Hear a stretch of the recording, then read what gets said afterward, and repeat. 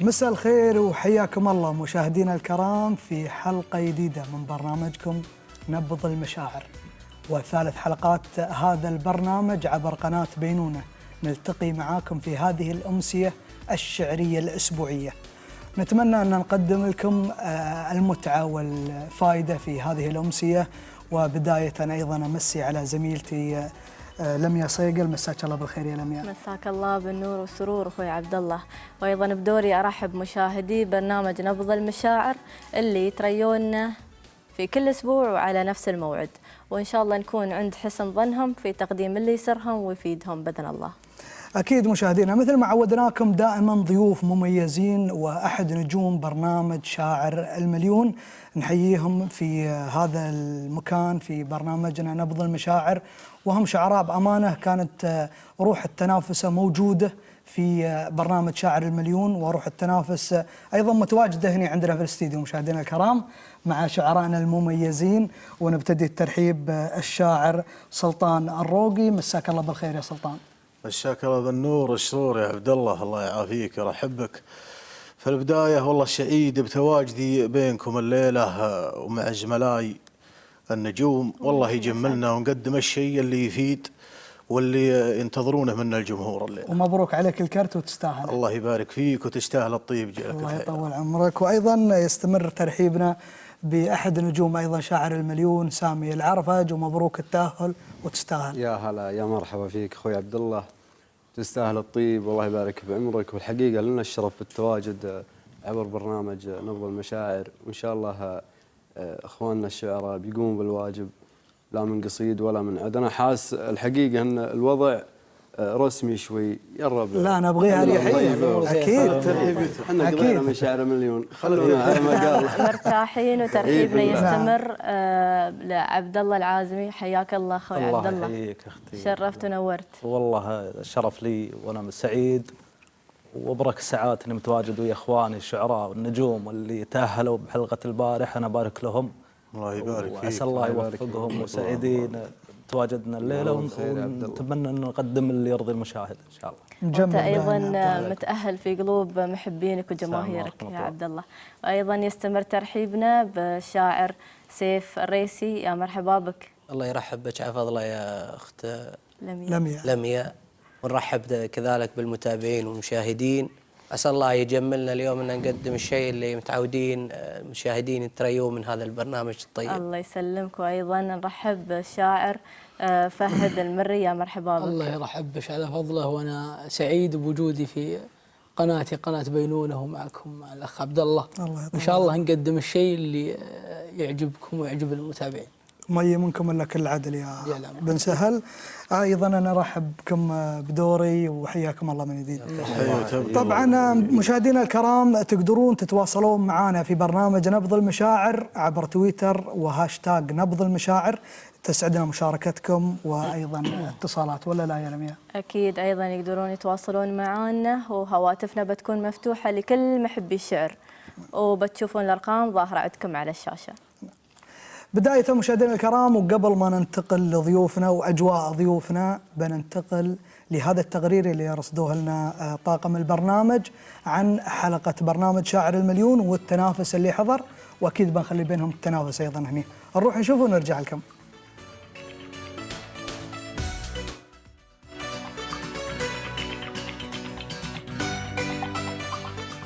ويا عصابة راسي اللي لدبرت يغنيكم، أنتم الأجناب لاحتاجوا لكم وقفتوا، كيف بلي منكم ودايم قصيده فيكم، قال هلي كل ما ضاقت بوجهه بنتو، لو عطاكم عمره اللي جاي ما يكفيك.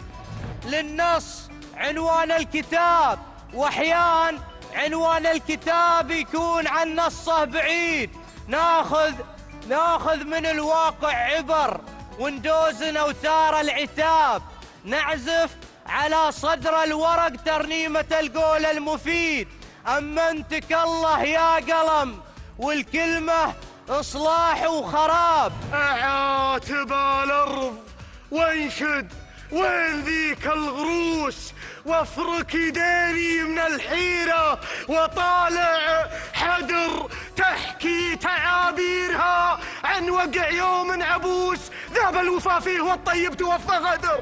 يوم شفت الهقاوي مثل ظل الغمام سقت رجلي عن دروب الظما والهجير، قلت هذا المصير اللي عليه الكلام، كل ما صف ريش وغادر العش طير صاحبي ما انت حاجة عابرة والسلام، بس ما انت النهاية والملاذ الأخير، لأني أكبر من الأحلام قدر ومقامتني العزم لأكبرها وأشوفها صغير.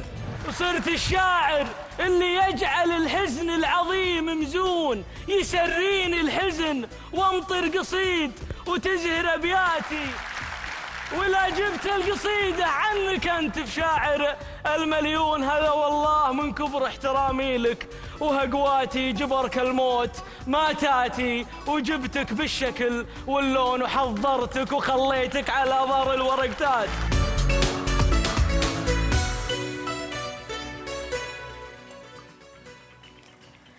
عندنا للشعر مرسى وموطن يحتضن أهل النبط ومتابعينه، شاطئ الراحة مقر ومسكن وشاعر المليون مبسط راحتينه.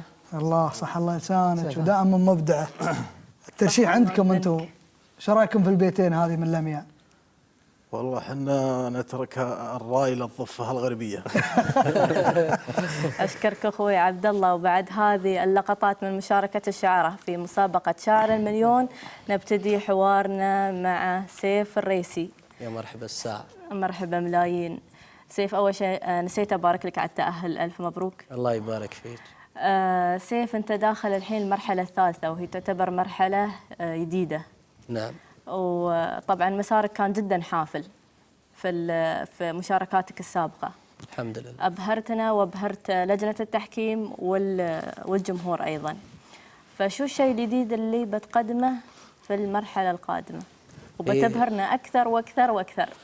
طبعا عن المرحلة القادمة أظني ما متبقي غير أقل من أسبوع، إن شاء الله حلقتي الأسبوع القادم يوم الثلاثاء، وطبعا في أكيد أني محضر الشيء اللي ما يقل مستوى عن الأشياء اللي قدمتها، وفي مفاجآت إن شاء الله. نتمنى لك التوفيق أكيد. لكن احنا ما نقدر نصرح يا مريم، بنحرق الموضوع على المسرح. نعم. لكن إن شاء الله أننا محضرين الشيء. اسمها لمياء ترى. لمياء آسف.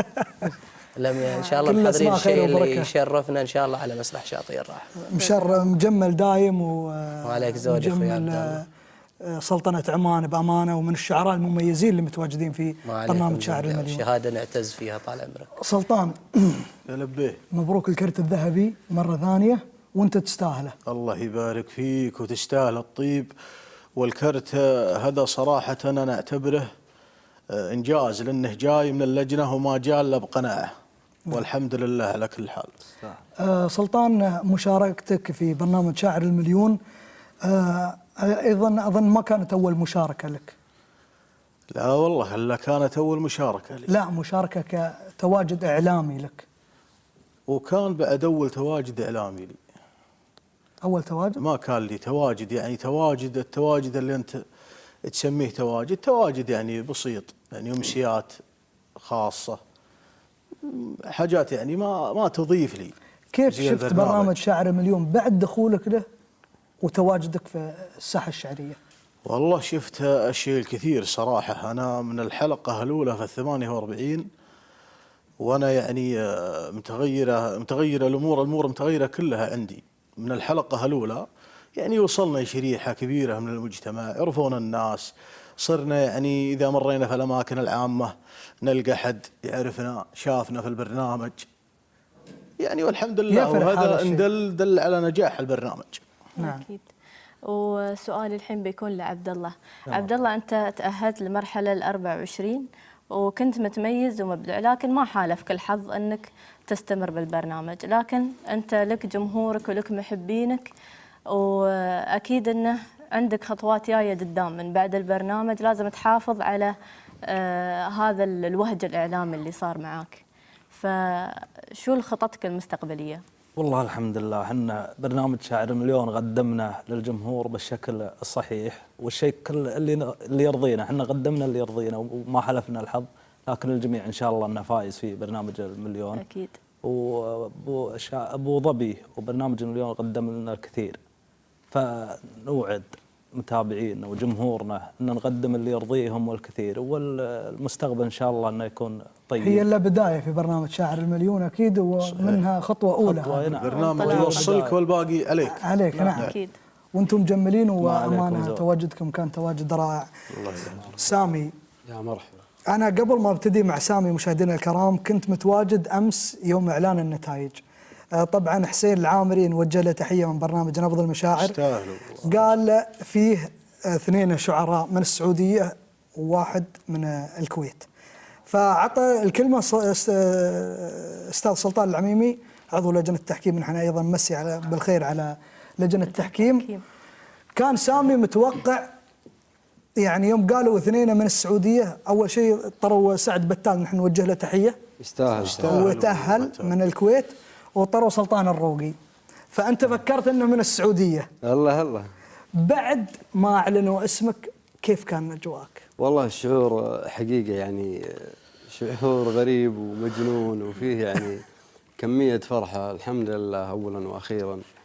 حقيقة أشكر ثقة اللجنة، والحمد لله يعني أسأل الله أن أكون قد ثقة اللجنة، وأن الله يوفقني قدام إن شاء الله. والحقيقة أبارك لكل المتأهلين، واللي ما حالفهم الحظ أسأل الله أن يوفقهم إن شاء الله. اللهم آمين. بن سهل، كيف كانت أجواء أمس بعد إعلان النتائج؟ والله الأمس كنت أنا وياك مع سامي، وسامي جالس ينتظر ومتوتر، وانا الحقيقه طلعنا قبلها تصويت، تاهلت انا والاخ سيف، وكان ودي يعني اقول سامي بعد ما طلعنا، اقول سامي يعني انا من اشد المعجبين فيك. الله يستاهل. فيك كشاعر وكشخص. يستاهل. واقول اقسم بالله لو ان لجنه التحكيم بيخيروني انه يجي يتاهل بدالي وانا اطلع من حرصي لسماع شعر سامي. والله وياك وكلكم موافقين. ولكن هذه تسبت في فرحتنا اللي انت شفتها. نعم. الله يبيض وجهك. كنت سعيد جدا، يمكنني اسعد منه الاستمراريه في الفرح. فهذا انت تاهلت باعلى نسبه تصويت. اي الحمد لله. بهالمناسبه نبغى الحين نسمع من قصيده. ابشري. لا سلطان قبل شوي طلب مني قصيده. عن موضوع نحن نتحمد لك بالسلامه ايضا. الله يسلمك يطول عمرك. حق السلامه. صار عليه عارض، والعارض يصير على البنادم، واحترق موتره، والحمد لله الله سلمه، ولا حديد معوض. حديد معوض. الله هو احترق موتره، والرجال على ما قيل ما خلوها الشيوخ، وهذه عاداتهم. نعم الله يطول عمرهم ويحفظ عاداتهم، وحنا كنا متوقعينها من قبل لا تصير اصلا. نعم. وعوضوه وسواله قصيدة عجبتني انا، وبطلبها يا ابو مشفر ما عليك. يلا سمعنا. هذه قصيده طبعا كان اخاطب فيها او رساله لمعالي فارس خلف المزروعي. تستاهل ابو محمد. واقول فيها يا ابو خلف سلم على اللي مساعيه. تقدي العالم وطيبه يشافي. إذا بغيت اكتب له الشعر واهديه تسابقت على المديح القوافي. هذه تقول ابشر وهذه تقوليه، وصيغها بالمستوى الاحترافي. محمد اللي يطلق الوجه طاريه. ابو الارامل محمد اللي يطلق الوجه طاريه. ابو الارامل واليتامى الضعافي. محمد اللي طيب راسه مخاويه. الحاتمي والهيلعي والسنافي. إلى تجمل كنك متجمل فيه، وإلى عطى مدح عن الناس كافي. ومن جاه وظروف الليالي تباريه يروح منه طيب ومتعافي. الله الله. لبست معروفه علي قبل لا اجي، وجيته وعينته على العز وافي. له موقف طيب ولاني بناسيه، من يجحد فعول الرياجيل هافي. يوم ولع موتري عاضني فيه ما هم له، تبني عليها السوافي. اقبل علي بطيبه ومدت يديه من قبل لا تقبل علي المطافي. الله الله. الله يطول عمره. الشيخ محمد بن زايد علومه كلها غانمه. نعم ما يحتاج، لو نقول ما نوفيه. لا هي بغريبة عليهم. نعم. سلطان شو رايك نسمع من سلطان شيء من الابيات؟ اكيد.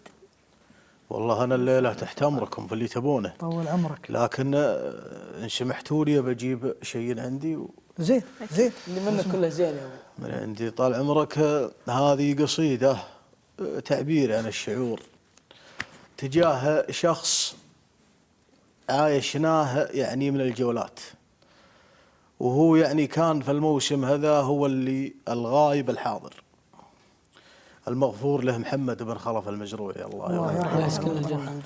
وابو خلف يمكن انا في الموسم السابق احنا ما واجهناه، ولكن حتى لو غاب الرجال ذكره حي ونواجه ذكره، والله ان اللي رحنا لكل مكان كانه موجود بيننا بطاريه وبذكره وباللي يسولفون به. لو كان تمثلت بابيات وتعبير عن الشعور بس اللي صار تجاهه. يقول نزف دم القصايد والمشاعر خانها التعبير، تشجعت وشموخك صابني واحترت كيف ابداك، وانا دمعي يعانك كل حرف بصدمة التفكير، على وجيه الرجال اشوف فقدك يا فخر واقراك.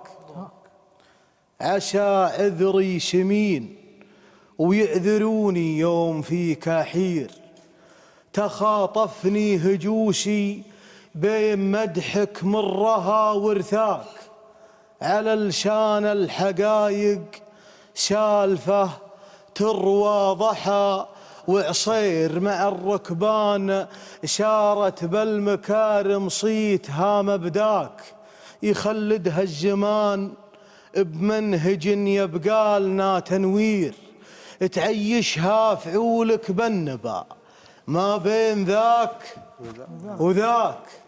محمد ما رحلت أقولها من واقع التبرير، محمد بيننا روحك تجول وبيننا ذكراك، محمد مجلسك يشهد به الترحيب والتقدير، محمد ذا وقوفك فيه ذا صوتك وذا مركاك، محمد لين يومك والمراجل من سيرك تغير، محمد شاب راس المجد من طيبك ومن مسعاك، محمد ليتك تشوف الذي في خطاك حث السير، تنهض فارس من صلب ابوك بموقفك وفاك، على دربك مواصل خطتك بالفكر والتطوير، توشح هيبتك في هيبته من معرفة وإدراك، تخيرها الشجاع وحزنها بعد من مدى التصوير، بعد جاه الخبر في نفسه أول ما درى، عزاك كتم عنا شعوره من تجاهك، وولجه في بير رفع يدعي لك الله يا عسى جنة عدن مثواك، يعرف ان المنية لا دنت ما تعرف التاخير، احاسيسه معك وعيونه الطالع هنا وهناك، يا ابو خالد يا ابو خالد على طريق ناقف، يا ذراع الخير مقامك ما يوفيها القصيد ومن مثل شرواك. الله الله الله سلامتكم. ومهما قلنا ما نوفي ابو خلف حقه الله يغفر له الله يرحمه ويغفر له. يعني من الرجيل اللي حنا ما واجهناهم ولكننا عشنا معهم بذكرهم الطيب. يستاهل ابو خلف الله يرحمه ويحمد روح الجنه. هو دائما هذا اللي نعيشه الحين، الاجواء هذه شاعر المليون ومثل من جهود بذلها الله يرحمه ويغمد روحه الجنه، وان شاء الله ان المسيره مستمره ان شاء الله. وننتقل الحين لشاعرنا عبد الله العازمي. الله شو محضر لنا؟ قصيده حلوه؟ قصيده نبغى قصيد اذا محضر ولا بطلب منها شيء حصري حق البرنامج؟ حصري والله اني ما ادري. يقول يا غايب، بطلع غزل شوي، خلينا نغير شوي عشان الربع ياخذون راحتهم. يقول يا غايبه عذرك اصغر من طموحاتي، واكبر من انها تهون المساله، لكن من كثر ما كنت بيك بكل حالاتي، مغيرك هالغياب وحرك الساكن، تعبت ادورك وينك في اتجاهاتي، لك طيفي كل درب وجرح متماكن، اتذكرك ما نسيتك يا بداياتي لو سود الأيام من فرقاك، لي حاكن الشوق ما هو بكيفي، شيء من ذاتي مثل الهواء في هدوء العاصفة راكن، إن كانها بالجروح اكتب نهاياتي، القلب يشكل جفاء وعيون يتباكن، وإن كان تسأل وش أسباب ابتساماتي أقول أشوف الزمن أبيض وهو داكن، يا غايبة فالطريق تعبت خطواتي، مليت أشيل العتب في خافقي واكن، الجرح والشوق طريق ومعاناتي شفها من الضيق والهجاسة يتشاكن، يعني ترى عذرك أصغر من طموحاتي واكبر من ان تهون المساله، لكن من كثر ما كنت بيك بكل حالاتي ما غيرك هالغياب وحرك الساكن. الله عليك. سامي يا لبي لبيت في منى يا رب العالمين. سامي شو بتسمعنا في هالامسيه اللي نخبه من الشعراء متواجدين معنا؟ والله هو فيه موضوع او فيه نص ودي اني يعني اخصكم فيه.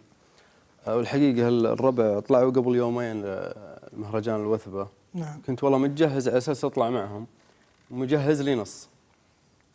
وانا الحقيقه من عشاق الهجن. والله ولكن حصل لي ظرف ولا قدر. هذا من حظنا نحن. ان نسمع شيء حصري من عندك. الله يسلمك. نعم. يقول وش الجديد بفوز هجن الرئاسه؟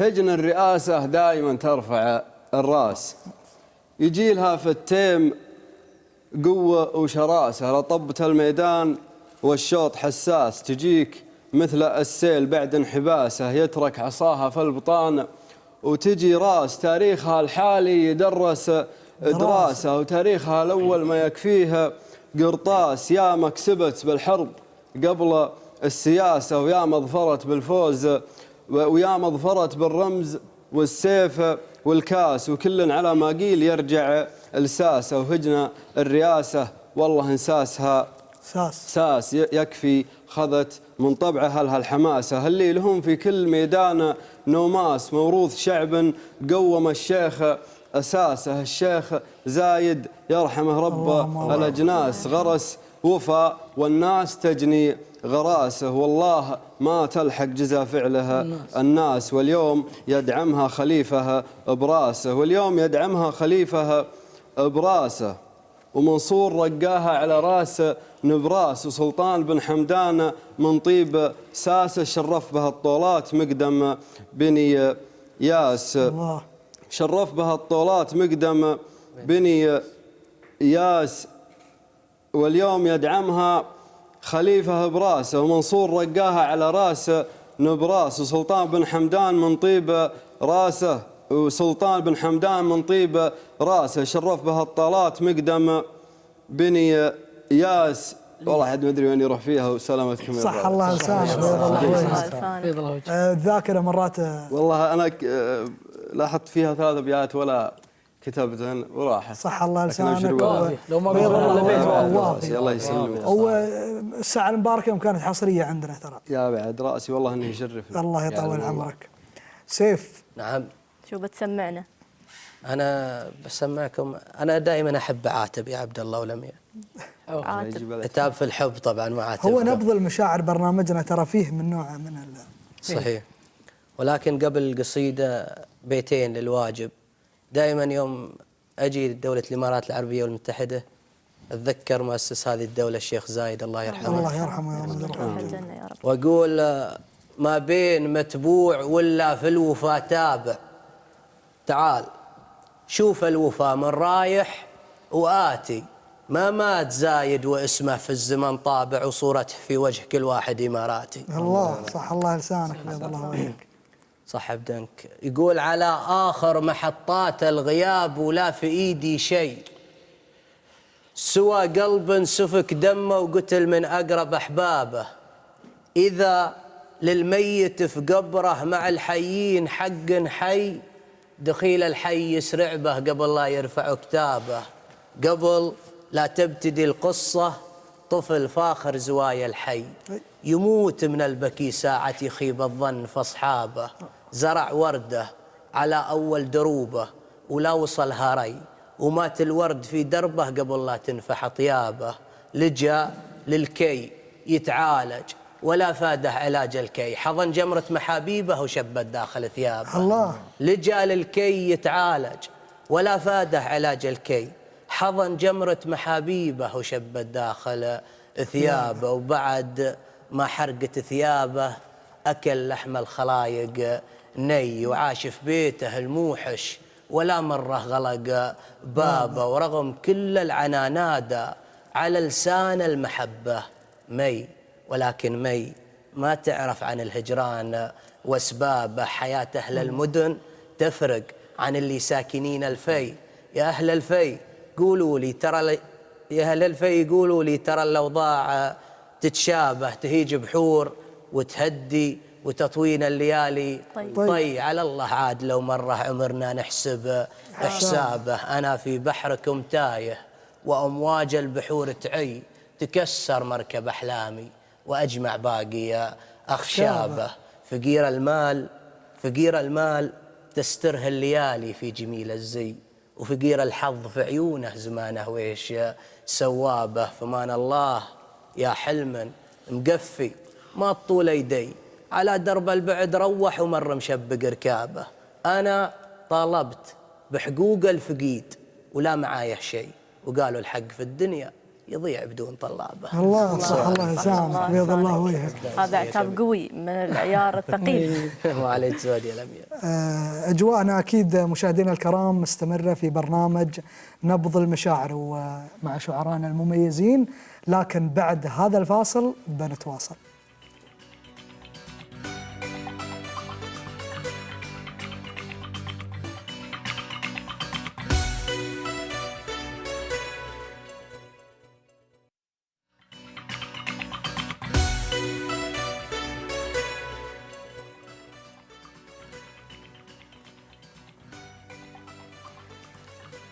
رجعنا لكم مشاهدينا وما زلنا مستمرين في برنامج نبض المشاعر، وأمسيتنا مستمرة مع شعرانا الموجودين معنا اليوم. وسؤالي الحين موجه لعبد الله. يا مرحبا اختي عبد الله، كلمنا عن تجربتك في شاعر المليون من البداية لين ما وصلت. والله البداية شاعر مليون والله كانت تجربة طيبة والحمد لله توفقنا في شاعر مليون. بدايتنا كانت الجولات، وبعدين 48 لل 24، وكانت نغلة بالنسبة لي أنا نجومية. يعني عبد الله بن جريان نعرف أكثر من خلال تجربتي في شاعر المليون، قدمت لي واختصرت لي الكثير، اختصرت لي يمكن تجربة 20 سنة، يعني عرفتني أكثر بالناس وتواصلت ويا الإعلاميين أكثر وإخواني الشعراء. كانت تجربة طيبة الحمد لله. من هذا الجواب أنا بسألكم كلكم وبدون مجاملة، نحن نبغي السوالف على الطبيعة. يوم كانت حلقتكم سلطان أول شيء، منو كنت تتوقع تأهل اللجنة؟ اللجنة؟ نعم. قصدك شعراء الحلقة ولا الكروتة الذهبية؟ شعراء الحلقة. الحلقة اللي كانت أمس. نعم. والله كانت توقع. لا حلقتكم أنتم. حلقتكم أنتم. والله حلقتنا كانت صعبة. نعم. وكانت يعني تعتبر من أقوى الحلقات أو من أفضل الحلقات، وصراحة كان توقع جدا صعب فيها، وأنا صراحة ما توقعت نهائيا، لأن أنا مع ريجيل كلهم شعار. نعم كلهم شعار، بس لا دائما الشاعر يوم يسمع نص واحد يا عبد الله يقول تميز، وحتى يسمع نقد اللجنة. والله شوف أخوي عبد الله، هو الاختيار طريقة أنك تختار صعبة، لأن كل مجهز نفسه وكل محضر. هذه إجابات دبلوماسية يعني. دبلوماسية. لا بس شوف دائما يتميز شخص. مثلا أنا أمس كنت معاكم قاعد، وحتى يوم سمعنا القصيد قلتوا فلان تميز. صحيح. يعني الإنسان بعد لا أنتم شعراء تميزون. لا بس ترى في حلقتنا احنا الشعراء المشاركين يكون ورا الاستديو، ترى ما نسمع قصايد بعض، يعني نشوفها بعدين. قبل الحلقة ما سمعتوا؟ أنا ما سمعت إلا قصيدة سامي قبل الحلقة. نعم. ما سمعت من قصايد. هذه ردود دبلوماسية. بس بشكل عام يعني منو كنت تتوقع أن اللي بيتأهل؟ والله صعب، يعني خصوصا النسخة هذه من شاعر المليون، يعني كلمة تميز. تتوقع واحد وبعدين يتأهل واحد ثاني يعني له حضوره، يعني تكون مستوى متقارب، أقل حاجة يكون فيه ثلاثة نفس المستوى. صعب الحين السؤال لك، توقعت ان الجمهورك بيصوت لك وبتحصل على اعلى نسبة تصويت؟ والله دائما هم عند حسن ظني، واتمنى اني اكون عند حسن ظنهم اللي وصلوا كفو ومجمل يا يستاهل. في بيتين لك انتشرت يعني من البيوت اللي انتشرت في الخليج بشكل عام، اللي هن فيني شعور. ايه، فيني شعور يثير دايم غلي، يلا لا تكتب لي ذنوب منه، اضيق لا شفت الرخوم تصلي، ما ودي انهم يدخلون الجنه. الله الله الله الله، ان شاء الله لا يكتب لك ذنب منك. الله يجزاك خير. سلطان، هذا الشعور اللي يقدمه الشاعر في مثل هالبيتين، يعني حق تويتر اظني ومثله. نعم. انت كنت كاتبنا حق تويتر. يعني خدمات التواصل الاجتماعيه اظهرت الشاعر اكثر واكثر. صح، صدقت. البيتين هذه اللي صارت في تويتر هي تنتشر بشكل واسع، ولكن يعني يجي فيها فلاشات ويجي فيها ابداع، ولكن فيه ناس، انا اكتشفت ان فيه ناس يعني حدهم بيتين، يعني لو تقول له شمعني بيتين يشمعك بيتين، يعني فيها فلاش وحلوه. لكن لو تقول شمعني قصيده ودك تقول له لا عاد تكمل. ايه، لانهم سبحان الله تعودوا على الاختصار، فصار ما عاد يقدر اللياقه الشعريه خفت القصيده ولا يقدر يتمدد فيها. اللياقه الشعريه خفت يمكن، وهي ما هي بمعيار لا الشعريه البيتين. اكيد يعني ما هم معيار، والدليل ابداعاتكم انتم عند مبدعين في البيتين ومبدعين في ايضا القصايد طوال. طبعا مشاهدينا الكرام، بدات الاتصالات تتوافد لحلقتنا، وبناخذ اول اتصال. ماجد الخروسي من سلطنة عمان، يا مرحبا ومسهلا. يا مرحبا بالأمير، الله حيه. الله يبقيك، يا مرحبا ومسهلا.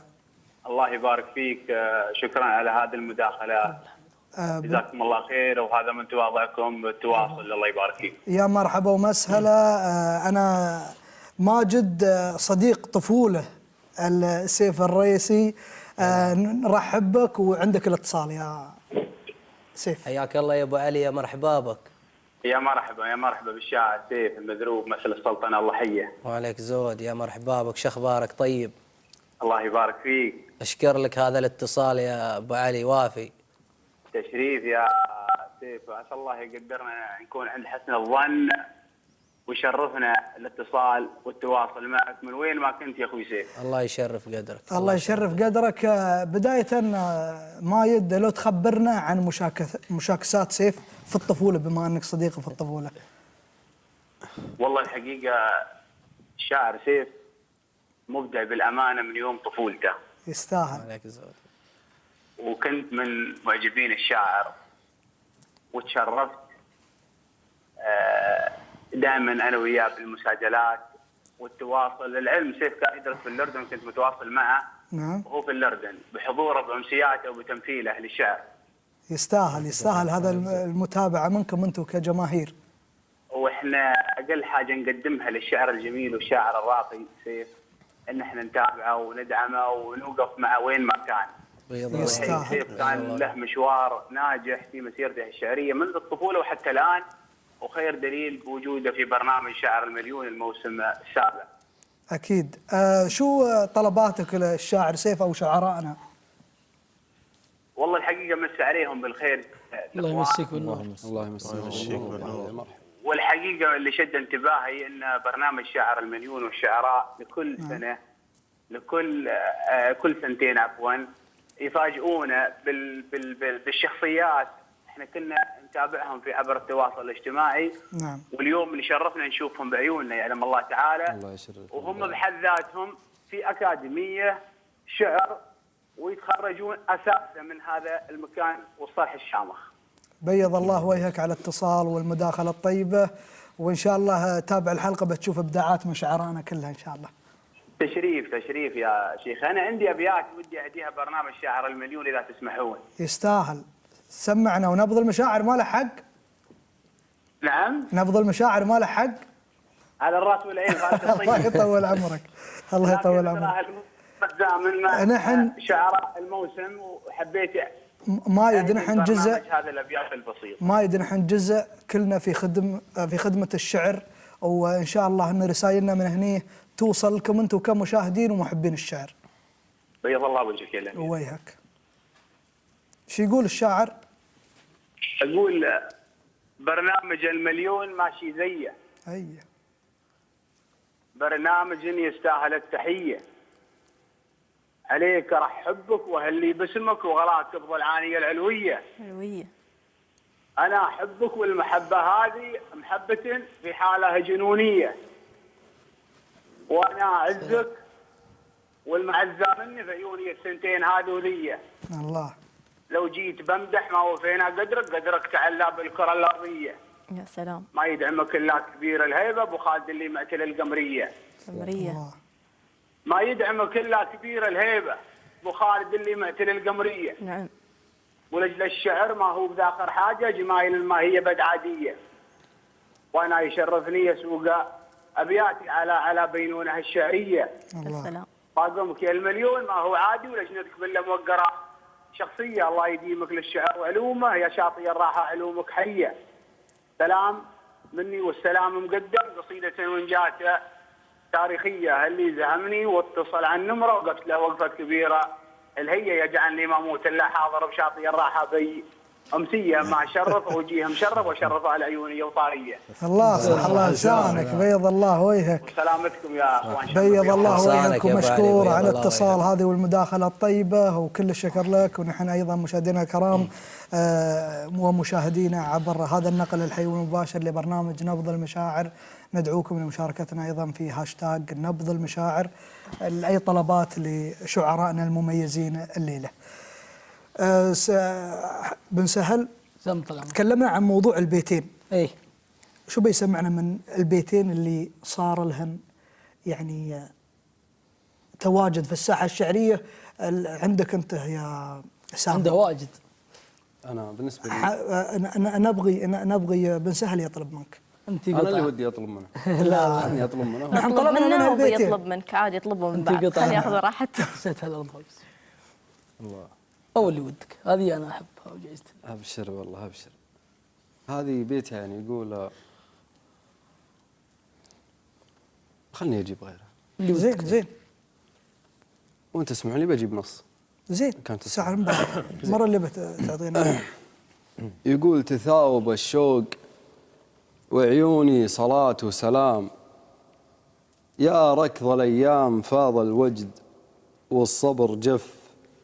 والأرض ضاقت عليها الأرض حتى الملام. ما عاد في اللوم لحاجة ورغبها وشف. والحايط اللي رفوفه ما ملاها الكلام. وزعت صمتي عليها وامتلا كل رف. بذرت نور وحصدت من الوجود انعدام. وقلت الحمل خف لو ما كان بحمل خف. وانا والاثنين ثالثهم بصيص الظلام. صفوا ورا الصبح وهم 22 صف. عايش من الفجر الأول لين نوح الحمام. ما بين يا رب يسرها وما بين أوف. ما بين يا رب يسرها وما بين أوف. يا ليتي أنام ولا النوم ليته ينام. إلى متى والكرى لعانق الجفن رف. وأنا ضميري عن أرباح الهوى والهيام. لا من سألني رفعت شماغي وقلت شف. ذابت 30 قمرية وشع الغمام. والشمس ما تنقش الحنة على كل كف. يا عيني الثالثة عفي خطاك الغرام. لو العفاف من مكانك كان يمديها عف. وانا اتركيني بقايا بدو وسط الزحام. الوم حظي واقول مقيط الاحلام هف. ولا اتركيني مثل من لا شبع جوع صام. وانضاق صدره على صدره تعوذ وتف. من تبتليه الصدوف وهو مقامه مقام. ليته لي قيل عما تشتهي كف كف. الله صح الله لسانك مميز. أكيد مميز. والحين نسمع القصيدة اللي طلبها منك. وش يا أبو صالح؟ إيه هذه من أكثر القصائد اللي تنطلب مني. ومن أحب القصائد لي لأن أحس إن فيها صدق. يقول البارحة كان الحزن مسجون في صدري ومتمكن وراهي. وطلعت أدور وسط هذا الكون أي ابتسامة تنقذ إشفاهي. ودخلت مقهى زين شكل ولون. ياهي جميلة جلسته ياهي دخلت وأنا ساتر المكنون خايف لخرب شكلها الباهي، وجلست أفكر في الحلول شلون، والحزن عندي لامر الناهي، واسمع ضجيج الناس ما يدرون، وصوت السوالف غير متناهي، كلمات ولا أدري وش يقولون، وهذه صفة للضايق الفاهي. إلين جت عيني على القرسون اللي ما عنده مالي وجاهي، صوتاهي أزعجني وأنا محزون وناظره، واسمع صدى آهي وظيفته كنت أحسب إنها دون، وآسف على ظني وهي ما هي وظيفته، إنه يدير شؤون اللي من أحزان الزمن واهي، صابر على تكشيرة المديون، وصابر على اللي يجيه متباهي، وتهمه الأجواء كيف تكون عشان يسهى عنده الساهي، عايش يشوف الناس وش يبغون، جايب ذا قهوة وذا شاهي، زباينه ياتون ويحلمون كل بقلبه حلمه الباهي، ويحققون أحلام ويروحون وأحلامه البيضة على ماهي. الله الله صح، الله يسامح. قبل ما نروح للاتصال لميا، فيه مشاركات في تويتر على برنامج نبض المشاعر، سيف الريسي، فهد السهل، وسلطان الروقي، وسامي العرفج، وعبد الله، ابداعات منقطع النظير، موفقين ونتمنى لكم كل التوفيق باذن الله. يوجه لكم تحيه من سبيكه الشحي، تستاهلون التحيه.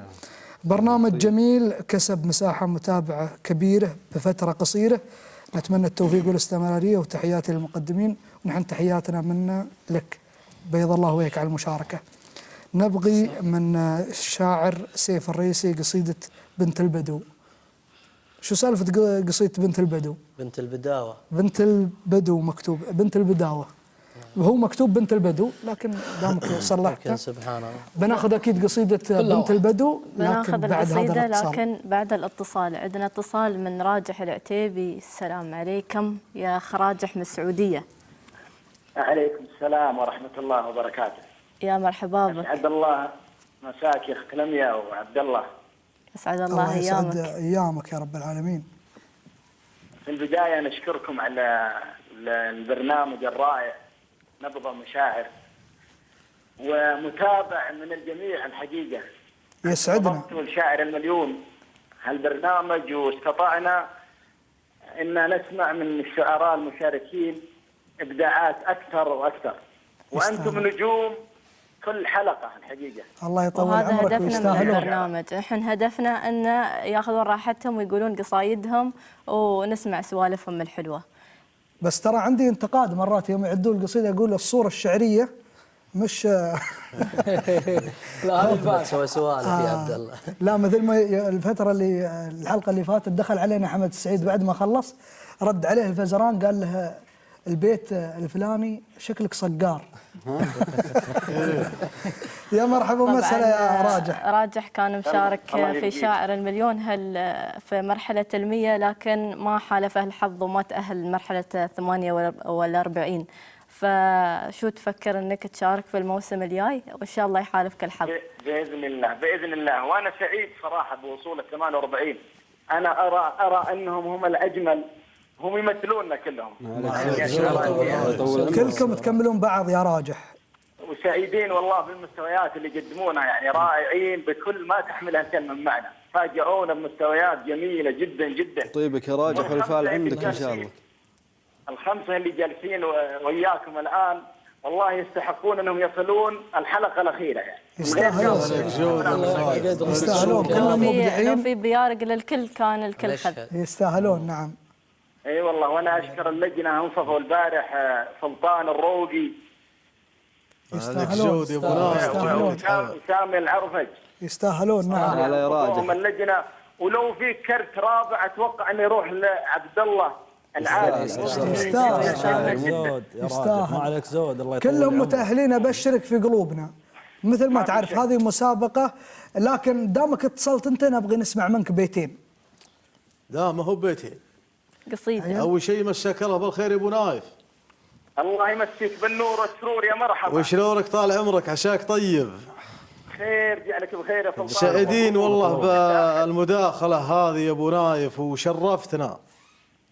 الله يشرف قدرك عند مولاك يا سلطان، وانت نجم وتمثلنا جميعا وخير تمثيلك. ما عليك جود يا ابو نايف، وانت على ما قيل انت بعد كذلك نجم وتشرفنا والله يا ابو نايف بمداخلتك.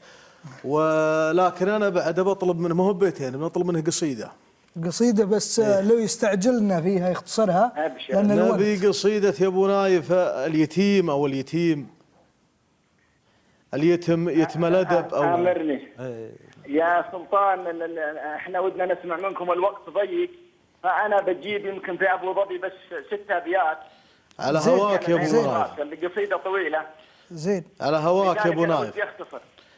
اللي يجي منك كله طيب يا ابو نايف. الله يسلمك. شو يقول في ابو ظبي؟ من يوم زايد زاد حوساع القفار. الله. ابو ظبي صارت على اللي هو يبي، تضحك وتجمع بين ثلج وبين نار، بنت السما في زينها تسبي سبي حتى ليجينا نشيد باي دار نقول ما شاء الله كانها ابو ظبي. الله صح الله لسانه. حتى ليجينا نشيد باي دار نقول ما شاء الله كانها ابو ظبي، تحكي تواريخ ومناويخ وعمار وقصه بدو يفخر بهم كل عربي جو من بيوت الشعر في عز ووقار، في راي ابوهم ما هم براي اجنبي، زايد قوة التاريخ في كفه وسار في داره وفي شعبه الحر، الذي صار الفضاء مسجدهم بليل ونهار، وصلوا بمحرابه على وجه النبي، واللي يشبه للامارات الحرار قولوا هم الكناس وانت اكبر غبي. الله صح الله لسانك بيض الله وجهك. شاكرين لك هالمداخله الطيبه بيض الله وجهك، ونحن نشكر بامانه كل من تواصل معنا في برنامج نبض المشاعر. طول عمرك على المواصله. بنا الحين الوقت قام يداهنا، فشو بنسوي؟ بنختصرها في القصيد. طيب نبغي نسمع ابداعاتكم وجمهوركم يبغى يسمع القصيد. ابشر. نبدأ عند سيف. سيف قبلها بسألك سؤال. تفضلي. شو أقرب قصيدة لقلبك؟ يعني قصيدة كتبتها وتحسها وايد قريبة لك.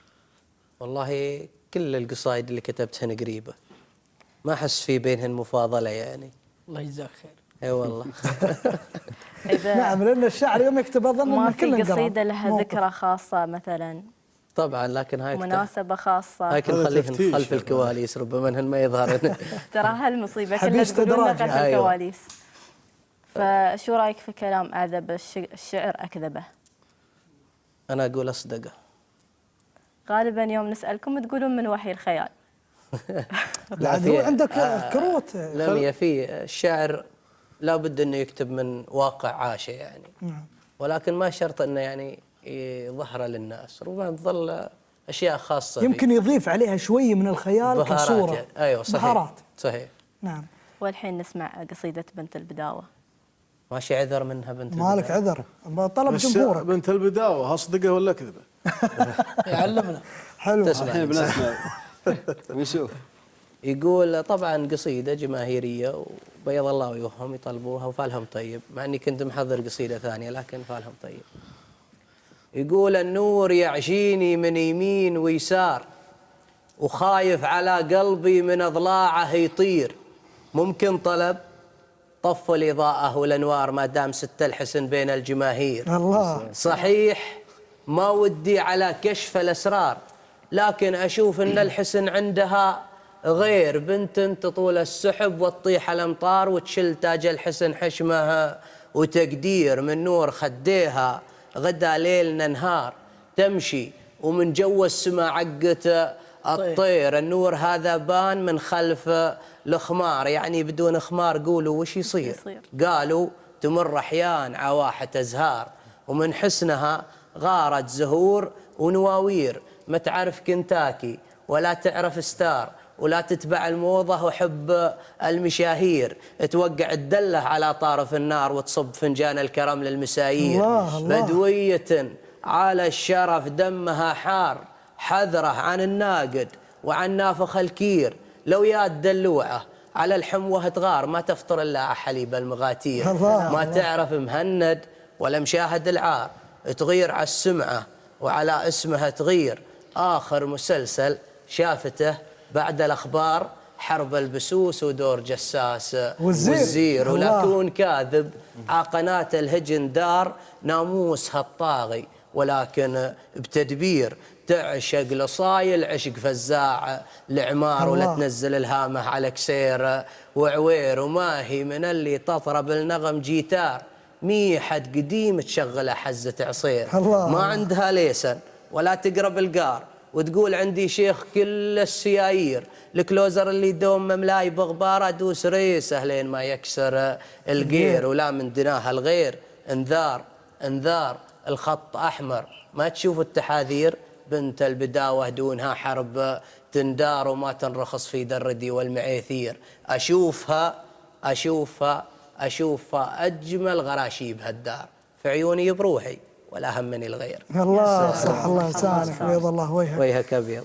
سلطان، شم كرت اللجنه مسؤوليه. نعم. شو توقعاتك في المراحل القادمه؟ والله صدقت، كرت اللجنه ما جاء الا من اقتناع من اللجنه. وانا صراحه الكرت هذا يزيدني ما ينقصني. كفوك الطيب، وان شاء الله الله يجملنا ويجعلنا ان شاء الله عند حسن ظنهم. سلطان عندي لك سؤال، شو علاقتك بهالسبحه؟ والله ما في علاقه، الشبه هذه سبحه معطينيها راجح بن نواف. تستاهل، تستاهل، الله يذكره بالخير، ونتمنى له التوفيق طبعا في الحلقه القادمه ان شاء الله.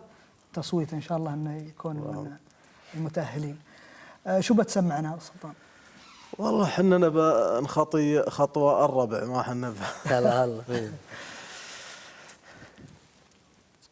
يقول يا بايع الحب بعذار القدر والظروف، حيرتني في فراق ما أعرف سبته، تعال برر لي الحاصل وقل وش تشوف، وانا اتحداك عذرك تقدر تثبته. الله سلام. ماني مصدق كلامك لو تزيد الحلوف، ولا تظلم أقدار حب شامخها قبته، توهمك نفسك بشيء وكل شيء معروف، وظروفنا جادت وحزن الوراء جبته، عقب جمعتنا الليالي يا حسين الوصوف، وربي بجوفي وجوفك حبنا نبته، قلت التعب مرهق حالي وقلت مخلوف، انسه من اليوم دام القلب لك هبته، مشيت معك بغرامك رغم كل الأنوف، ومن عقبك النفس ماضي حبها كبته، هامت بك وهامت بحبك بخمسة حروف، حتى الاسم من كثر حبك بعد حبته، لقيت فيك المناوي لقيت أعوذ بالله من الشيطان، لقيت فيك المناوي كلها وشفوف، وعينت في عشقك المرباع في خبته، وعلمتني لذة الهمسة ومسك الكفوف، وخليتني بس أردد يا حلو لبته، هذاك بلمس حنا ليه صابك عزوف، تصرفاتك تباشر حدسي ونبته، وش فيك تقسى بقولك وانت قلبك عطوف، وباب الوصل دون سبه زالجن ضبته، حنا اتفقنا نطوف كل ما لا يطوف، ولا يفرح ابن العذول ويرمز بذبته، الشمس جاها على نية فراقك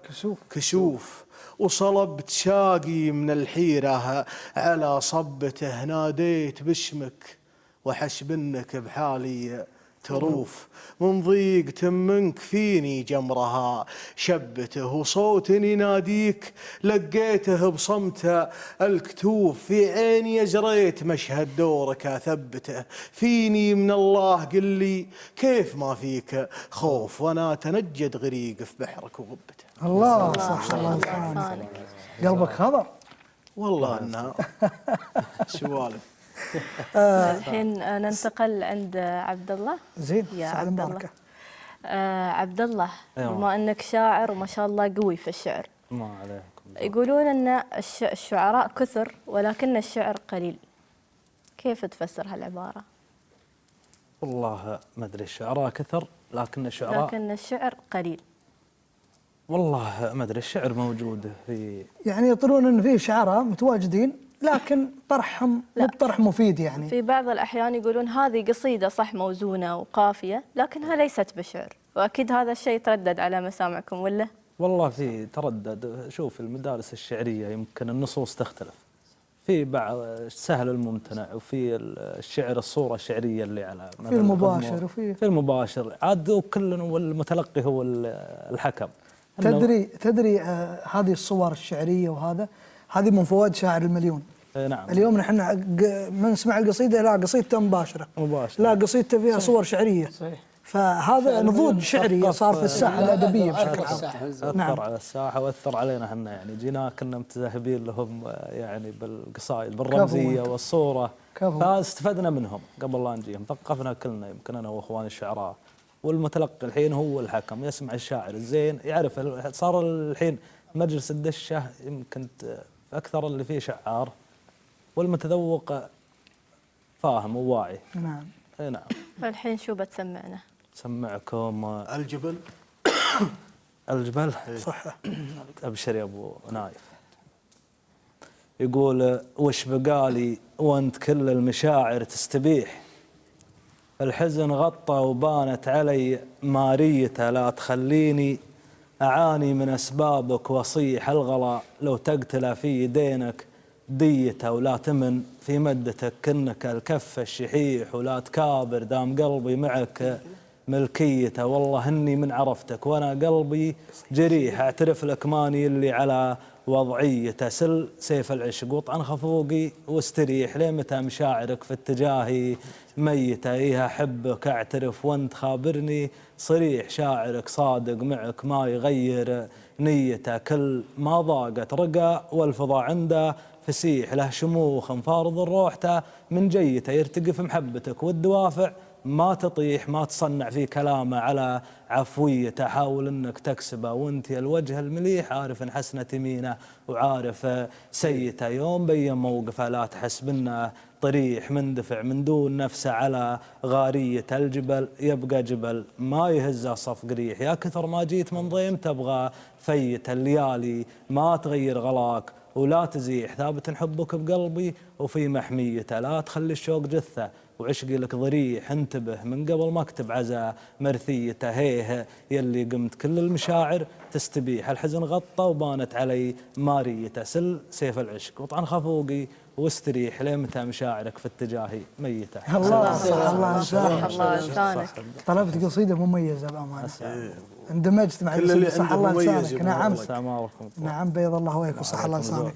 بننتقل بن سهل شو بتسمعنا في ختام هذه الحلقة وختامها مسك؟ عادي يطلب منه سؤال قبل لا نختم؟ الله يستر. ليش الله يستر؟ أنا بعض الأسئلة.